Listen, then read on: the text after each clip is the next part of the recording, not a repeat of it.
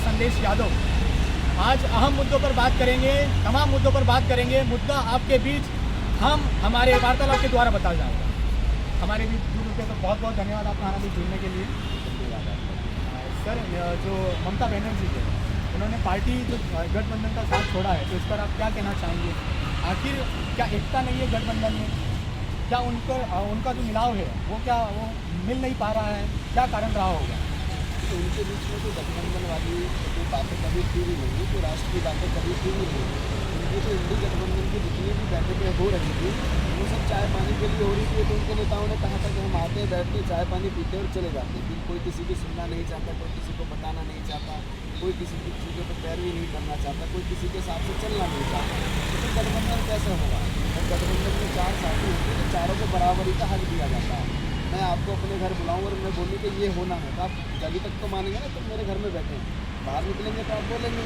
तो ममता बनर्जी ने पहले तो समय अपना वेस्ट किया पूरा गठबंधन के साथ चलकर। फिर उनको लगा कि ये नहीं है संभव, और राहुल गांधी से उन्होंने कहा कि आपकी जो भारत की न्याय यात्रा है, उसका जो भी मकसद है वो बंगाल से नहीं गुजरनी चाहिए। राहुल गांधी ने इससे भी मना कर दिया कि हमारी यात्रा बंगाल से गुजरेगी। जो भी उनकी सीटों की आपस में लड़ाई हुई, जो भी झगड़ा हुआ होगा, वो सही समय पर हुआ है। जैसे ही राम जन्मभूमि में भगवान राम ने मंदिर में प्राण प्रतिष्ठा हुई और भगवान राम इस धरती पर विराजे वापस, और वो अपने मंदिर में आए हैं, तो बहुत लोगों को सद्बुद्धि आने लगी है, बहुत लोगों को ज्ञान हो गया है, बहुत लोगों को ये समझ में आ गया है, क्योंकि रात भर सबके सपने में राम आते हैं। सर, जो बीजेपी पार्टी है, आपकी जो पार्टी है, वो एजुकेशन पे बात ना कर कर, एम्प्लॉयमेंट पे बात ना कर कर, मंदिर पे बात क्यों कर? ये क्यों नहीं करनी चाहिए मंदिर पे बात? ये क्यों नहीं करनी चाहिए? बेरोजगारी की बात, बेरोजगारी एक अलग मुद्दा होता है। मंदिर हमारी संस्कृति है, हम सनातन से आते हैं। हम संस्कृति कैसे पढ़ते हैं? अगर हम शिक्षा की बात करेंगे तो शिक्षा का विकास कहाँ से शुरू होता है? हमारी संस्कृति से शुरू होता है। आप अगर ये नहीं पढ़ेंगे कि मेरा भाई है, मेरी बहन है, मेरे पिता है, मेरे माता है, तो क्या पढ़ेंगे? 20 साल उसके साथ बहन बन के 21वें साल उसके शोहर बनना पढ़ेंगे? क्या पढ़ेंगे इस देश में? सबसे पहले इंसान को शिक्षा से पहले संस्कृति आनी चाहिए। गुरुकुलों की जो पढ़ाई थी, संस्कृति की और शिक्षा की, दोनों की पढ़ाई थी। और एजुकेशन की बात क्यों नहीं होती है इस देश में? इतना डेवलपमेंट हो रहा है एजुकेशन पे। रोजगार कैसे होता है? अयोध्या में जो राम मंदिर बन रहा है, आपको क्या लगता है कितना एम्प्लॉयमेंट आएगा वहाँ पे? एम्प्लॉयमेंट की परिभाषा क्या होती है? अगर राम मंदिर के बनने से इतने होटल आ रहे हैं, इतना ट्रैवल टूरिज्म बढ़ रहा है, 5-5 लाख लोग डेली अयोध्या में राम जन्मभूमि में दर्शन कर रहे हैं, तो अयोध्या के लोगों को कितना रोजगार मिल रहा है और कितने लोगों को वहाँ नए नए रोजगार के अवसर हो रहे हैं। एक झंडे बनाने की फैक्ट्री देखी, जो आज सैकड़ों फैक्ट्री हो गई, बनने को तैयार है। सिर्फ राम जी का झंडा छापने के लिए रोजगार क्या होता है? क्या IAS बन के रोजगार हो सकता है?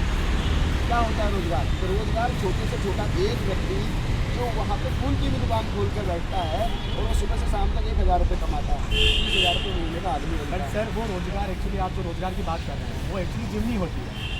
युवा इतना आप मोदी जी का एक भाषण था, उन्होंने कहा था कि हम 2 करोड़ युवाओं को रोजगार देंगे। कहाँ गए वो? कौन सा रोजगार की बात है? कैसे रोजगार की बात है? नौकरी की बात की। नौकरी से क्या करता है आदमी? पैसा ही कमाता है। तो यहाँ से भी पैसा कमा रहा है। अब मान लीजिए होटल मैनेजमेंट की बात हो रही है। आज मान लीजिए होटल इंडस्ट्री डेवलप हो रही है, टूरिस्ट इंडस्ट्री डेवलप हो रही है अयोध्या के अंदर। कितने सारे ऐसे प्रोजेक्ट आ रहे हैं, 86,000 करोड़ से ज़्यादा की योजना अयोध्या को मिलेंगी। रोजगार नहीं मिलेगा। इतनी कंपनियाँ वहाँ काम कर रही हैं, इतनी कंपनियों ने मंदिर बनाया, इतने लोगों ने वहाँ काम किया, वो रोजगार नहीं। क्या होता है रोजगार? मुझे तो आज तक ये समझ में नहीं आया कि हमारे देश का जो युवा है वो रोजगार की परिभाषा क्या समझता है। हम क्या करते हैं? हम भी नौकरी नहीं करते हैं, तो क्या हम रोजगार नहीं करते हैं? हम फैक्ट्री नहीं चलाते थे, हम रोजगार नहीं करते। जीवन यापन तो भिखारी भी कर लेता है, जीवन यापन तो मंदिर के बाहर बैठने वाला मांग के खा लेता है, उसका भी हो जाता है। रोजगार की बहुत सारी परिभाषाएं होती हैं। इन देश के युवाओं को ये समझने की आवश्यकता है कि रोजगार का मुख्यतः उद्देश्य क्या होता है। किसी भी प्रकार की डेवलपमेंट होगी, कोई भी इंफ्रास्ट्रक्चर काम करेगा, उसमें लोग काम करते हैं। तो सवाल है सर, 2014 में PPP यानी परचेसिंग पावर पैरिटी 3रे नंबर पर थे। आज 10 साल हो गए हैं, वो 3रे नंबर पर ही, वो क्यों नहीं है? पूरी दुनिया का स्थिति क्या है वर्तमान? पूरी दुनिया की भी परचेसिंग पावर पैरिटी की मैं बात कर रहा हूँ, वो 2014 में भी 3रे नंबर पर। आज 10 साल होने आ गए हैं, आज भी 3रे नंबर पर। तो कुछ होना चाहिए ना। नीचे तो नहीं जा रही है ना, स्टैंड अगर है तो भी बहुत बड़ी बात है। ऊपर भी तो नहीं जा रही ना जी। ऊपर जाएगी उसके लिए आंकड़े काम करते हैं ना, उसके लिए सिस्टम काम करता है। मान लीजिए किसी चीज़ को जो कोई भी चीज़ धीरे धीरे नीचे जाती है, जैसे मान लीजिए अभी लोगों ने एक माहौल बनाया, बहुत सारे नेताओं ने, कि हमारे देश पर इतने लाख करोड़ कर्जा चल रहा है।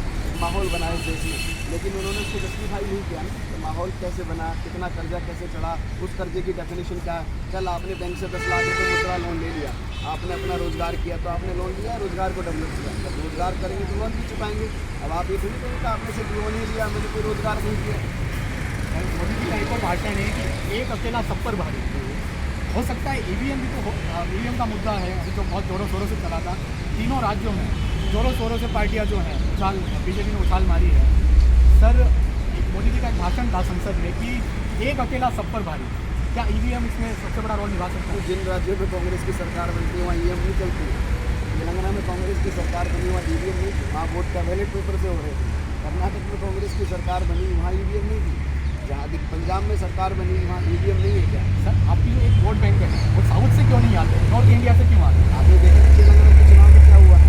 तेलंगाना के चुनाव में भाजपा की 10 सीटें बढ़ी, कितना वोट प्रतिशत बढ़ा है। पहले लोग, वहाँ के लोगों ने नॉर्थ और साउथ को जो डिवाइड किया, वो संस्कृति के बिहाफ पे तो किया। भाई मान लीजिए एक राज्य का मुख्यमंत्री, उसका बेटा सनातन को डेंगू बोलता है, तो क्या समझाने की कोशिश करता है? संस्कृति को बांटने की तो बात करता है, वो खुद उस संस्कृति से आता है।